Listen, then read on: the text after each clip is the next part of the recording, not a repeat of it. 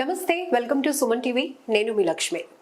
25 ఏళ్లకు పైగా ప్రజలకు నమ్మకమైన సేవలు అందిస్తూ ఒక మంచి వ్యాపారవేత్తగా రాణించడమే కాకుండా తనకి సామాజిక బాధ్యతగా ప్రజాసేవ చేయాలనే బలమైన కోరికతో ఎన్నో సేవా కార్యక్రమాలు చేస్తూనే మరొక వైపు రాజకీయాల్లోనికి వస్తే ఒక సరికొత్త మార్పు తీసుకురావాలి, తన ఉన్న ఊరికి ఒక మంచి అభివృద్ధి చూపించాలనే ఉద్దేశంతో ప్రస్తుతం 24వ వార్డ్ బీజేపీ ప్రెసిడెంట్ గా కూడా తన సేవలు అందిస్తున్న మజ్జి ఉమామహేష్ రెడ్డి గారు మనతో పాటు ఉన్నారు.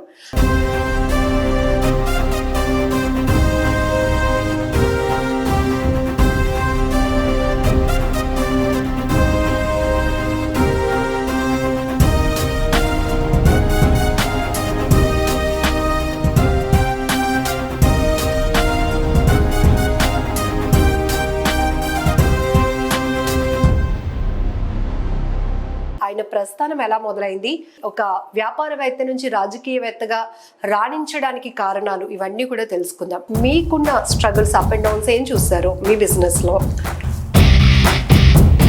ఒక వ్యాపారవేత్తగా ఎదిగారు కాబట్టి సామాజిక సేవ చేస్తున్నారా, లేకపోతే మీకు ఇన్స్పిరేషన్ ఏంటి?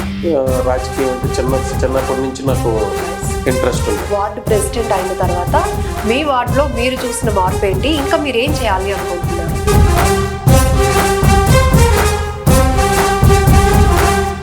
మీ బ్రదర్ ఇన్స్పిరేషన్, ఆ స్ఫూర్తి ఏ రకంగా తీసుకుంటున్నారు మీరు?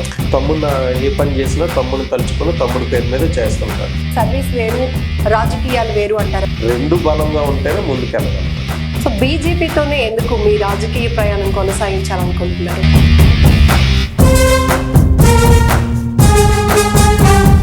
ఖచ్చితంగా ఫ్యూచర్ లో ఎమ్మెల్యేగా పోటీ చేసే అవకాశం ఉందా? నమస్తే అండి. నమస్తే మేడం. సార్, జనరల్ గా ఏ వ్యాపారంలోనైనా నమ్మకమే పెట్టుబడి అంటూ ఉంటారు. ఇదే ప్రధాన సూత్రం, సిద్ధాంతం కూడా. సో 25 ఏళ్లుగా మీరు కుమార్ అసోసియేట్స్ ఓనర్ గా ఉన్నారు కదా. సో మీకున్న స్ట్రగుల్స్, అప్ అండ్ డౌన్స్ ఏం చూస్తారు మీ బిజినెస్ లో? అంటే నేను స్టార్టింగ్ 2000లో అయితే మాత్రం నేను ఒక ఫిజికల్ హ్యాండిక్యాప్ కాబట్టి నాకు 2 వీలర్ నడపడం రాదు.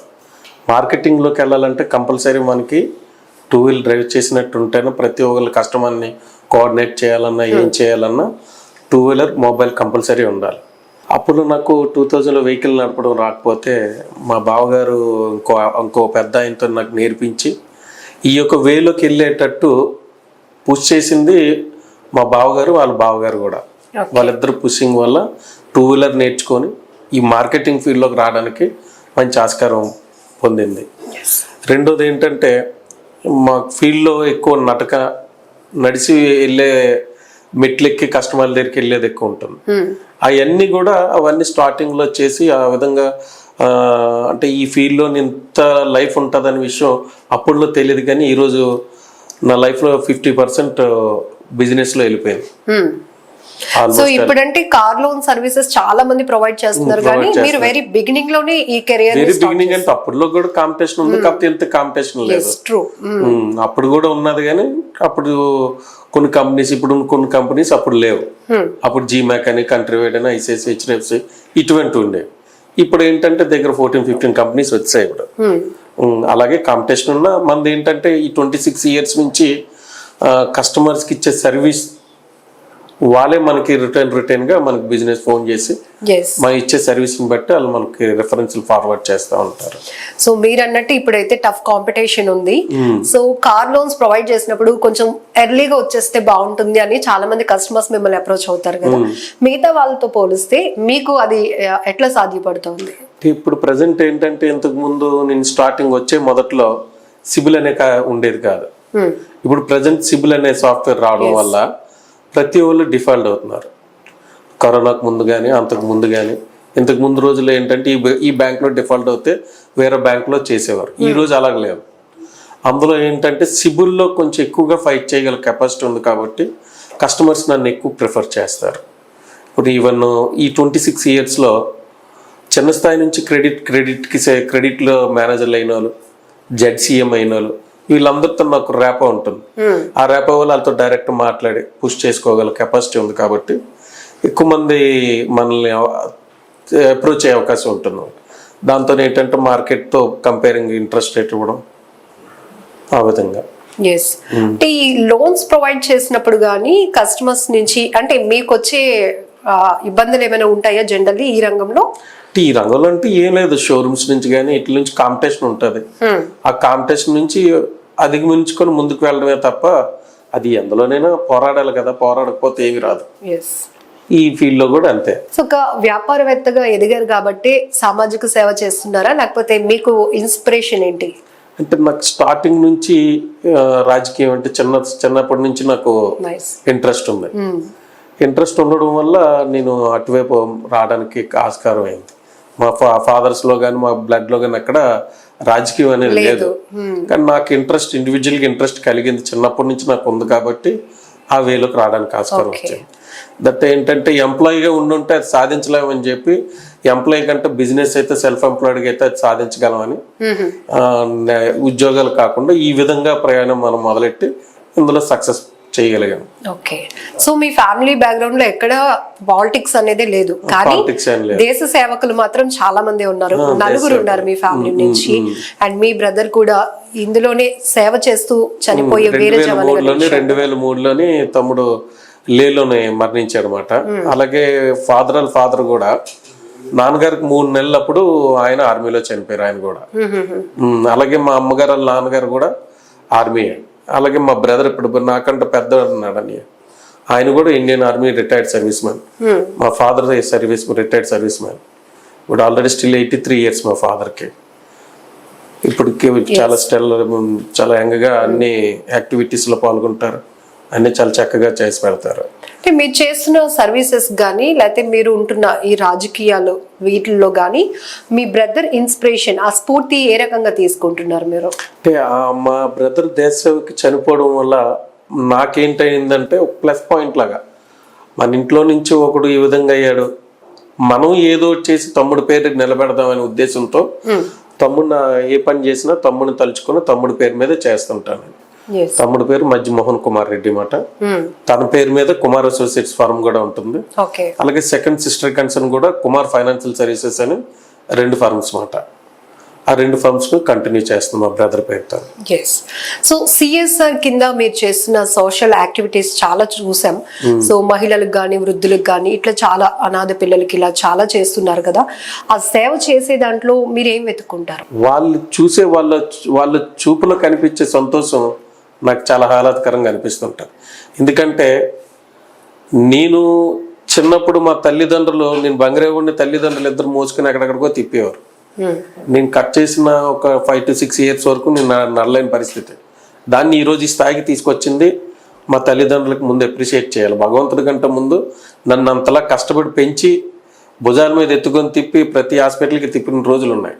వాళ్ళు చాలా కష్టపడి ఈ స్థాయికి తీసుకొచ్చారు. వాళ్ళు చూపించే ప్రేమ అభిమానం అవతల మీద కూడా మనం చూపించాలనే ఇన్స్పిరేషన్తోనే అది మనం చేసి పెడుతున్నాం. సో మీ ఫ్యామిలీలో ఎవరికి రాజకీయాల్లోకి వెళ్ళాలి అనే ఆలోచన లేకపోయినా మీకు బలంగా కోరిక పుట్టింది. ఎందుకు ఎక్కడైనా కనెక్ట్ అయ్యారా? అసలు ఇట్లా ఎందుకు ఈ చేంజ్ ఒకటి రావాలి అంటే ఖచ్చితంగా మంచి రాజకీయాల్లో ఉండాలి, మంచి నాయకులు రావాలి అని ఎప్పుడైనా మీరు ఇన్స్పైర్ అయ్యారా? అంటే ముందుగా మీకు చెప్తున్నాను, అదే చిన్నప్పటి నుంచి రాజకీయాలంటే పిచ్చితోనే ఏదో చేయాలి, వాటికి ఏదో చేయాలని ఆలోచనతో ముందుకు వచ్చాం. లాస్ట్ టైం కూడా సీట్ రాకపోతే ఇండిపెండెంట్ గా ప్రయాణం మొదలెట్టాం, చేసాం, దగ్గరలో పోయాం. అయినా బాధపడకుండా మళ్ళీ నెక్స్ట్ అంటే ఎప్పుడైనా ప్రయత్నిస్తేనే ఏదైనా ప్రతిఫలం దొరుకుతుందని నా ఆలోచన అన్నమాట. అంతే. అంటే చాలా మందిని చూసామండి, రాజకీయాల్లోనికి ఎంట్రీ ఇచ్చే ముందు వాళ్ళు సోషల్ సర్వీస్ ద్వారా ప్రజల్లోనికి వెళ్తూ ఉంటారు. ఇది అవసరం అంటారా, లేకపోతే సర్వీస్ వేరు రాజకీయాలు వేరు అంటారా? మీ అభిప్రాయం ఏంటి? నా దృష్టిలో అయితే మాత్రం సోషల్ సర్వీస్ చేసేయగలిగిన వాళ్ళు రాజకీయాల్లోకి వస్తే ఇంకెక్కువ మంచి చేసే అవకాశాలు ఉంటాయి. ప్రజెంట్ రాజకీయాలు ఎలాగున్నాయంటే సర్వీస్ చేయకుండా వస్తున్నారు. వాళ్ళు చేసే సర్వీస్ కూడా పేపర్ల వైజ్గా పబ్లిసిటీ వైజ్గా ఉపయోగపడుతుందే తప్ప ఫుల్ డెప్త్ వరకు వెళ్ళట్లే. ఇప్పుడు ప్రజెంట్ ఉన్న నాయకులు ఏంటంటే ఆ ఎలక్షన్ టైంకి వచ్చి కనబడతారు, అప్పుడు నిలబడతారు, అప్పుడు చేసే సర్వీస్ చేసి వెళ్ళిపోతుంటారు.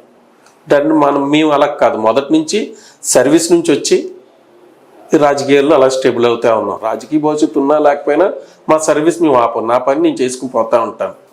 ఒకరితో మనకు సంబంధం లేదు, మన పని మనకు చేసుకుంటూ వెళ్ళిపోతూ ఉంటాను అనమాట. అంటే ఏ రకమైన నాయకత్వ లక్షణాల ద్వారా సొసైటీలో ఒక మంచి మార్పుని మీరు ఎక్స్పెక్ట్ చేస్తున్నారు? నేనేంటనుకుంటున్నానంటే ఇండివిజువల్గా నా సొంత ఫండ్స్తో చేసేది నేను తక్కువ పరిమితిలోనే చేయగలం. అదే రాజకీయ పలుకుబడి కానీ ఏదైనా పదవి కానీ అనేది ఉంటే కొంచెం ఇన్ఫ్లుయెన్స్తో ఇంకెక్కువ చేసే అవకాశం ఉంటుందనే తప్ప రాజకీయంగా అంతకుమించి ఇంక ఆలోచన అనేది ఏం లేదు నాకు. సో ఇంతకు ముందు పోస్ట్ లేకపోయినా కూడా నేను వ్యక్తిగతంగానే మా వార్డులోనికి వెళ్ళటం, రాజకీయాల్లోనికి రావటం జరిగింది అంటున్నారు. సో మీరు ఇప్పుడు వార్డు ప్రెసిడెంట్ అయిన తర్వాత మీ వార్డులో మీరు చూసిన మార్పు ఏంటి, ఇంకా మీరు ఏం చేయాలి అనుకుంటున్నారు? అంటే వార్డు ప్రెసిడెంట్ అంటే ఆయనకు పూర్తిగా అధికారం ఉండదు. పార్టీ తరపు నుంచి ఓన్లీ పోస్ట్ అనేది ఉంటుందే తప్ప ఒక గవర్నమెంట్లో కానీ వార్డ్ లెవెల్లో కానీ అది ఉపయోగపడే అంత ఇన్ఫ్లుయెన్స్ చేయగలిగే అంత పోస్ట్ కాదు అది. కొన్ని అవకాశం ఉన్నంత వరకు మా ఎమ్మెల్యే విష్ణు కుమార్ రాజు గారితో మాట్లాడి కొన్ని కార్యక్రమాలు చేయగలుగుతున్నామే తప్ప ఫుల్ ఫ్లెడ్జ్డ్ గా చేయాలంటే ఏదో ఒక పదవి ఉండాలని చెప్పి ఆలోచనతో ముందుకెళ్తుంది అనమాట. మీరు చెప్పారు ప్రస్తుతం నేనున్న పొజిషన్ అనేది అంత అధికారం చెలాయించడం కానీ లేకపోతే అంత అగ్రెసివ్ గా ఏ డెవలప్మెంట్ చేయడానికి అది పనికి రాదు అని. సో ఫ్యూచర్ ప్లాన్స్ ఏమైనా ఉన్నాయా, ఇంకా బలంగా ఎదగాలి? నా ఫ్యూచర్ ప్లాన్స్ ఏంటంటే ఇప్పుడు వార్డు ఉన్నది, వార్డులోకి ప్రతి ఇంటి వద్దకు కూడా ఒక 108 వెళ్ళాలంటే వెళ్ళే అవకాశాలు లేవు. ఎందుకంటే కంజెస్టెడ్ అయిపోయింది. ఎందుకు నా చిన్నప్పుడు అయితే వీధుల్లోకి సందుల్లోకి రోడ్లోకి లారీలు వెళ్ళారు. ఈరోజు ఆ పరిస్థితి లేదు. రేపు నేను ఒకవేళ అవకాశం వచ్చేదైనా గెలిచినట్టయితే మొట్టమొదటి దృష్టి దాని మీద పెట్టడానికి ఆలోచిస్తాను. ఎందుకంటే దాని బదులు ఈ వెళ్ళకపోయినా లేదా 2-వీలర్ మొబైల్ అంబులెన్స్ లాంటివి అటువంటివి ఏమైనా ప్రొవైడ్ చేయడానికి కానీ అటువంటి ఆలోచనతో ముందుకెళ్దామని చూస్తున్నాను. మీ వ్యాపార అనుభవం, సర్వీస్ మీ రాజకీయ ఎదుగుదలకు ఏ రకంగా హెల్ప్ చేస్తాయి అనుకుంటున్నారు? అంటే రాజకీయ ఎదుగుదల అనేది ఇవి చేస్తాయి అనేది కాదు, ముందు వీటి నుంచి అది సెకండ్ ఆప్షన్ అంతవరకే. రాజకీయం ఏం ఫుల్ ఫ్లెడ్జ్డ్గా మనకు కాదు. ఎప్పుడైనా వ్యాపారం చేస్తూ మన మనసు బాగుంటే అయితే సక్సెస్ అవుతే రాజకీయంలోకి వెళ్ళి ముందుకెళ్ళి ఇంకొంచెం ఎక్కువ కార్యక్రమాలు చేయగలుగుతాం. లేదంటే మనకున్న పరిధిలో మనం చేయబెట్టగలమాట. అంటే మీ ఆలోచనతో సామాజిక అంశాలపై మీకు కలిగినటువంటి అవగాహన ఏంటి? రైతుల విషయంలో కానీ, మహిళల విషయంలో కానీ, ఈ పెన్షన్స్ విషయంలో కానీ, ఇట్లా సోషల్ యాక్టివిటిస్ట్గా మీరు బలంగా ముందుకెళ్తున్నారు కాబట్టి సొసైటీలో మీ అబ్జర్వేషన్లో, మీ నోటీస్లో ఉన్న సమస్యలు ఖచ్చితంగా నేనైతే కనుక ఇది వెంటనే క్లియర్ చేసి ఉండేవాడిని అలా ఎప్పుడైనా అనిపిస్తూ ఉంటుందా మీకు? ఇప్పుడు ప్రత్యేకంగా అంటే మహిళలకు ఉన్నారు, ఇప్పుడు విత్తంతో పెన్షన్ ఇస్తున్నారు. వాళ్ళకి వితంతు పెన్షన్తో పాటు వాళ్ళు సెల్ఫ్గా ఏదో ఒక బిజినెస్ చేసుకునేటట్టు వాళ్ళకి ఒక ఆస్కారం చూపిస్తే బెస్ట్ అని ఆలోచన. ఇంకోటి వికలాంగులు అనేటప్పటికి ఏంటంటే అందరు సింపతి చూపిస్తారే కానీ వాళ్ళకి జీవితంలో స్టెబుల్ అయ్యే స్టాండర్డ్ అయ్యే అవకాశాలు ఇవ్వట్లా. వాళ్ళకి స్టాండింగ్ అయ్యే అవకాశాలు అంటే వాళ్ళకి ఉద్యోగ భవిష్యత్తు కానీ, ఉద్యోగ భద్రత కానీ, లేదా వ్యాపార భద్రత కానీ ఇటువంటివి చేస్తే బాగుంటుందని నా ఆలోచన. ఇంకోటి ఏంటవుద్దంటే కొన్ని షాపింగ్ మాల్స్కి వెళ్తుంటాం, అవి సైడ్ రైలింగ్స్ ఉంటాయి, ఆ రైలింగ్స్ పక్కనే మొక్కలు పెడుతుంటారు. ఒక ఫిజికల్ హ్యాండిక్యాప్డ్ ఒక దివ్యాంగుడు వెళ్ళాలంటే ఆ మొక్కలు ఉంటే ఆ మొక్కల పక్క నుంచి రైలింగ్ పెట్టుకొని ఎలాగెళ్తారని ఆలోచన కూడా వాళ్ళు ఆలోచించుకొని చెయ్యాలి. దాన్ని ఖండించడానికి కూడా గవర్నమెంట్ నుంచి ఎవరు లేరు. అది కూడా ఒకటి ప్రత్యేక కారణం అయితే బాగుంటుంది. రైతులు అంటారా, రైతులు మనకి సిటీలో ఉంటున్నాం కాబట్టి రైతుల కష్టాలు అనేది మనకు తెలియదు. ఎందుకంటే అది మనం చూడలేదు. కానీ రాష్ట్రానికి కానీ దేశానికి కానీ రైతుకి మించిన మహానుభావుడు అనే వ్యక్తి ఎవరు లేరు. కానీ ఈరోజు ఆ వ్యక్తికి కూడా గౌరవం లేని పరిస్థితి. కుమార్ అసోసియేట్స్ ద్వారా ఎన్నో ఏళ్లుగా మీరు వ్యాపారం చేస్తున్నారు కదా, ఇక్కడే మీరు చాలా మంది యువతను చూస్తారు, ఇష్టంగా కార్లు కొనుక్కుంటారు, మంచి ఉద్యోగం వచ్చిందని అంతలోనే ఉద్యోగాలు పోవడము, లేకపోతే లోన్స్ క్లియర్ చేసే కెపాసిటీ లేక మళ్ళీ కార్లు వెనక్కి ఇచ్చేయటం, ఇట్లాంటివి కూడా చాలా చూస్తారు కదా. సో యూత్ కి సంబంధించి నిజంగా ఒక మార్పు వస్తే, రాజకీయాల్లో మంచి నాయకత్వం ఉన్న రాజకీయ నాయకులు వస్తే కనుక ఖచ్చితంగా ఉపాధి అవకాశాలు పెరుగుతాయి. ఇట్లా ఎప్పుడైనా అనిపిస్తూ ఉంటుంది మీకు వాళ్ళని చూసినప్పుడు? కరెక్టే, అది ఉపాధి అవకాశాలు పెంచాలని మనకి ఉంటుంది. కాకపోతే ఈరోజు యువత కూడా ఎలా తయారైందంటే ఈ రోజుకి ఏంటి అన్న ఆలోచనే తప్ప రేపటి మన భవిష్యత్తు ఏంటని ఆలోచించట్లా. రేపటి గురించి ఆలోచించిన వాళ్ళు అయితే ఈరోజు ప్లానింగ్ అనేది కరెక్ట్ ప్లాన్ చేసుకొని ముందుకెళ్తారు. ఈరోజు యువత అలాగ లేదు. ఈ రోజు ఎంజాయ్మెంట్ ఈ రోజుదే, రేపటిది రేపు అలాగైపోయింది. ఆ భద్రత లేకపోవడం వల్లే ఈరోజు యువతకి చాలా అవకాశాలు, ఉపాధి అవకాశాలు కోల్పోతున్నాం. ఈరోజు ఉద్యోగమే చేయక్కర్లే, ఏదో వ్యాపారం చేసుకుని బతకాలనేవాళ్ళు. కానీ మనం ఏం చేస్తున్నామంటే వాళ్ళు ఇచ్చే తల్లిదండ్రులు సపోర్ట్తో సోమర్తనానికి ఎక్కువ ఆస్కారం కలిగించేటట్లు చేస్తున్నాం. దాంతోపాటు ఏంటంటే ఈ డ్రగ్స్ కానీ, ఈ గంజాయి అని, కోకాని, ఇటువంటికి కొంచెం బాగా ఎడిట్ అయిపోతున్నారు ఇప్పుడున్న యువత. దాని నుంచి బయటకు వచ్చి వాళ్ళు ఇండివిజువల్గా ఏంటో ఆలోచించుకొని చేస్తే ముందుకెళ్ళగలం అని ఆలోచిస్తే మంచిదని నా అభిలాష. అంటే మీరు మాట్లాడుతుంటేనే చాలా ఇన్స్పిరేషన్ గా అనిపిస్తోందండి. జనరల్ గా అవయవ లోపం ఉంటే మనిషికే లోపంగా తీసుకొని చాలా మంది అక్కడితో ఆగిపోయే వాళ్ళు ఉంటారు. బట్ మిమ్మల్ని మీ ఫ్రెండ్స్ కానీ మీ ఫ్యామిలీ ఎంకరేజ్ చేయడం వల్ల ఈరోజు మీరు ఒక గుడ్ ప్రొఫైల్ గా మారిన పరిస్థితి ఉంది. సో ఇట్లా ఎవరికైనా మోటివేట్ చేయాలి, ఖచ్చితంగా అట్లా డౌన్ ఫాల్ లో ఉండిపోయే వాళ్ళకి మనమే ఒక ఇన్స్పిరేషన్ ఇట్లా చెప్పాలి అని ఒక ఆవేదన మీలో ఎప్పుడైనా వస్తుందా? కంపల్సరీ ఉంటుంది మేడం అది. ఎందుకంటే ఈరోజు నాలాగే ఇంకొంతమందికి ఇప్పుడు ఈరోజు నేను స్టెబుల్ అయ్యాను కాబట్టి డైరెక్ట్గా ఒక 6-7 మెంబర్స్కి నేను శాలరీ పే చేసి ఎంప్లాయీస్ కింద నేను రిక్రూట్ చేసుకుని చేయగలుగుతున్నాను.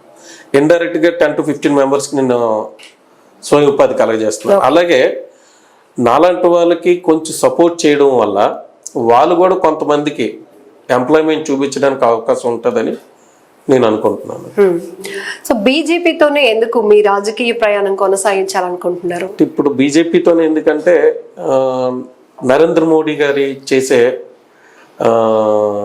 పథకాలు కానీ, ఆయన చేసే అభివృద్ధి కానీ, ప్రపంచ దేశాల్లో ఆయన అభిమానించేటప్పుడు మనం ఈ దేశంలో ఉండి అటువంటి వ్యక్తిని మనం గౌరవించకపోతే ఇంకెవరిని గౌరవిస్తామనే ఉద్దేశంతో ఓన్లీ నరేంద్ర మోడీ గారు మీద అభిమానంతో, హిందుత్వం మీద ఉన్న అభిమానంతో నాకు కర్మ సిద్ధాంతం అంటే నాకు చాలా ఇష్టం. దానివల్ల బీజేపీ నుంచి ముందుకు వెళ్ళడానని కోరుకున్నాను. సో మహేష్ రెడ్డి గారు, కరోనా టైంలో సొంత వాళ్ళకు కూడా సేవ చేయలేనటువంటి పరిస్థితుల్లో చూసాం. బట్ ఆ సమయంలో మీరు సిఎస్ఆర్ ఫండ్స్ కింద చాలా యాక్టివిటీస్ చేశారు. ఎందుకు అసలు అంత ధైర్యం ఎలా వచ్చింది? అంటే ఆ టైంలో ఏంటంటే నా కళ్ళ ముందు ఎంతో మంది ప్రాణాలు విడిచేయడం, తినడానికి కూడా చాలా ఇబ్బంది పడ్డం, ఇవన్నీ నేను చూశాను. చూసి నాకే మనసుకి చలించి దగ్గర 4500 మాస్కుల వరకు అప్పటికప్పుడు స్టిచ్చింగ్ చేయించి డిస్ట్రిబ్యూట్ చేశాను. అలాగే శానిటైజర్లు కానీ, మాస్కులు కానీ, గ్లౌజెస్ కానీ.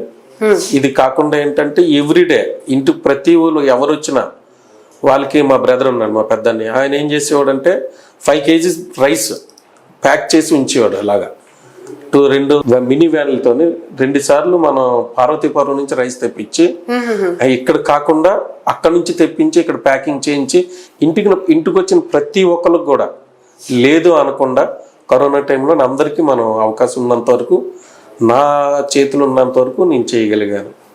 అలాగే ఆ చుట్టుపక్కల ఉన్న 2-3 రేషన్ షాపులు ఉంటాయి, వాళ్ళ దగ్గర క్రెడిట్ పెట్టుకొని ఆఖరి కరోనా అయిపోయిన ఒక 3-4 months తర్వాత వాళ్ళకి పేమెంట్లు చేశాను. వాళ్ళు కూడా నాకు ఇబ్బంది పెట్టలేదు, ఎందుకంటే మనం చేసేది మంచి కాబట్టి వాళ్ళు కూడా మనకు సహకరించారు. సో సర్వీస్ పరంగా కూడా మిమ్మల్ని బాగా కనెక్ట్ చేసిన విషయాలు కూడా ఉన్నాయి. సో దాంతోనే ఇంకా అగ్రెసివ్ గా ఈ సమయానికి మన నుంచి సేవ అందుతుంది, సర్వీస్ అందుతుంది అని వెయిట్ చేసేలా అంతలా మీరు ముందుకు తీసుకెళ్తున్నారు. మరొక వైపు రాజకీయ పరంగా కూడా బీజేపీతో మీరు ఆ డెవలప్మెంట్ అవుతుంది అనే బలమైన కోరికతో ఇటు ట్రావెల్ అవుతున్నారు. ఖచ్చితంగా ఫ్యూచర్ లో ఎమ్మెల్యేగా పోటీ చేసే అవకాశం ఉందా? ఏమైనా అంతవరకు వెళ్తాను అనే ఒక కాన్ఫిడెన్స్? అంటే ఎమ్మెల్యే అని కాదు, కానీ మనకున్న స్టేజ్ ఉన్న ప్రకారం ముందు కార్పొరేటర్ అయితే కార్పొరేటర్ నుంచి ఏదో స్టెప్ బై స్టెప్ ఎదగడానికి చూడాలి. కానీ డైరెక్ట్ గా మనం ముందు కారు ఎక్కేస్తామంటావు కదా, ముందు సైకిల్ తొక్కాలి, దాని తర్వాత 2-wheeler మోటార్ సైకిల్ అలాగే స్టెప్ బై స్టెప్ వెళ్ళాలి. కానీ ఒకేసారి పెద్ద దానికే ఎక్కాలనుకుంటాడు, మనమే బొమ్మల్లా పడతాం. అంతకాదు, ముందు కార్పొరేటర్ స్థాయి నుంచి ముందు కార్పొరేటర్ అనేది చేసిన తర్వాత ప్రజలకు అందరికీ సహాయం చేయగలిగితే ఆ భగవంతుడి ఆశీర్వాదం, ప్రజల ఆశీర్వాదం వల్ల ఎంతకైనా ముందుకెళ్లే అవకాశాలు ఉంటాయి. సో ఇప్పుడు కుమార్ అసోసియేట్స్ ద్వారా ఇప్పటి వరకు మీరు హ్యాపీ కస్టమర్స్ ని చాలా మంది మీతో కనెక్ట్ చేసుకుంటారు కదా, అక్కడ మీ సెల్ఫ్ సాటిస్ఫాక్షన్ ఎట్లా ఉంటుంది? కుమార్ అసోసియేట్స్ అనేది ఏంటంటే తమ్ముడి పేరుతో పెట్టాం కాబట్టి అది విజయవంతంగా ఎంత ముందుకు తీసుకెళ్లాలనే ఆలోచనతోనే ముందుకెళ్తానే తప్ప ప్రతి కస్టమర్ని సాటిస్ఫై చేయాలనే చూస్తారు. అంటే కాకపోతే ఇక్కడ కొంతమంది 100%లో 10% ఏంటంటే ఫైల్ అవుతుంది కానీ కొంచెం డిలే అవుతుంది, అక్కడ చిన్న మిస్అండర్స్టాండింగ్ ఉంటుంది తప్ప 99% మాత్రం కస్టమర్ ఫుల్ సాటిస్ఫై అవడానికి ప్రయత్నిస్తాను. సో ఫైనల్లీ ఏం చెప్పాలి అనుకుంటున్నారు? ఫైనల్గా అంటే యువతకి నేను చెప్పేది ఏంటంటే, భవిష్యత్తు రోజుల్లో ప్రతి ఒక్కరు పోరాడితేనే ముందుకెళ్ళగలం. పోరాట పటిమ నేర్చుకోండి.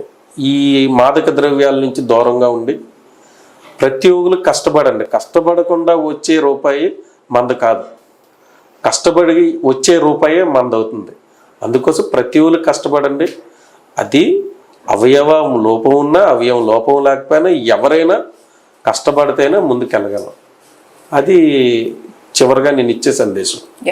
సో ప్రస్తుతం మీరు బలంగా వెళ్ళాలి అనుకుంటున్న మీ ఆలోచనలన్నిటికీ ఒకవైపు మీ ఫ్యామిలీ సపోర్ట్ కానీ మీ ఫ్రెండ్ సర్కిల్ కానీ, ఇప్పుడు మీరు వార్డు ప్రెసిడెంట్ గా ఉన్నారు, మీ వార్డు ప్రజల యొక్క సపోర్ట్ ఎలా ఉంది మీకు? నాకైతే మాత్రం ఫ్రెండ్స్ నుంచి కానీ ఫ్యామిలీ మెంబర్స్ నుంచి కానీ ఫుల్ 100% సపోర్ట్ చాలా చక్కగా ఉంటుంది. ఎందుకంటే చిన్నప్పటి నుంచి కూడా నా ఫ్యామిలీ మెంబర్స్ అవ్వచ్చు, నా ఫ్రెండ్స్ అవ్వచ్చు, వాళ్ళు ఏ విషయాలైనా ముందుకు వెళ్తుంటారు. ఆ కరోనా టైంలో కానీ అంతకుముందు ఇండిపెండెంట్గా మా వైఫ్ని నిలబెట్టేటప్పుడు కూడా నా స్నేహితులందరూ ఫుల్ 100% సపోర్ట్ చేశారు. అదేవిధంగా నెక్స్ట్ వచ్చేటప్పుడు కూడా వాళ్ళందరూ నా వెనకతలే ఉంటారు. అదేవిధంగా వార్డు ప్రజలు కూడా మంచి చేసేవాళ్ళు ఎవరైనా ఎన్నుకుంటారనే ఆశతోనే వాళ్ళు కూడా మనకి చిన్నప్పటి నుంచి చాలా ముందే పుట్టి పెరిగాం కాబట్టి వాళ్ళు కూడా మంచి ప్లస్గా ఆలోచిస్తారని నేను అనుకుంటున్నాను. అంటే రాజకీయాల్లో రాణించాలంటే ప్రజాసేవ చేస్తూ ప్రజల మన్ననలు పొందుతూ ప్రజల్లోనే ఉంటూ వెళ్తే సరిపోతుంది అనుకుంటున్నారా? లేకపోతే ఆర్థికంగా కూడా కొంత ఎఫర్ట్ పెడితే గానీ ఈ పనులన్నీ అవ్వవు అనే ఆలోచన ఎప్పుడైనా వచ్చిందా మీకు? ప్రజెంట్ అయితే మాత్రం ఆర్థికంగా బలంగా ఉండాలి, ప్లస్ ప్రజల్లో సర్వీస్ కూడా ఉండాలి. రెండు ఉంటేనే ముందుకు వెళ్ళగలం. రెండు లేకపోతే మాత్రం నాలాంటి వాళ్ళు చాలా మంది ఉన్నారు, ప్రజాసేవ చేసిన ఉన్నారు, ఆర్థికంగా వెనకబడి ఉన్న వాళ్ళు సెటిల్ అయినట్టు లేదు.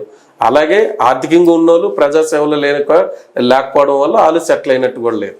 అందుకోసం రెండు బలంగా ఉంటేనే ముందుకెళ్ళగలం. అది థ్యాంక్ యూ అండి. సో వ్యాపారమైనా ఇటు సామాజిక సేవ అయినా రాజకీయాల్లో రాణించాలన్నా ఫస్ట్ నమ్మకమే పెట్టుబడి అంటున్నారు. మరొక వైపు నిస్వార్థంగా మన సేవ మనం చేసుకుంటూ వెళ్తే ఖచ్చితంగా ప్రజలు ఆదరిస్తారు. దాంతో పాటు ఆర్థికంగా కూడా బలంగా ఉండడం వల్ల మనం ఏదైతే ఒక స్థాయిలో ఉంటే ఒక రాజకీయ నాయకుడిగా బలంగా ఎదిగినప్పుడు మాత్రమే మనం అనుకున్నవి చేయగలం, మనం కోరుకునే డెవలప్మెంట్ కూడా చేయగలుగుతాము అనే అభిప్రాయంతో ఉన్నారు మజ్జి ఉమామహేష్ రెడ్డి గారు. Thank you sir. నమస్తే. Thank you madam.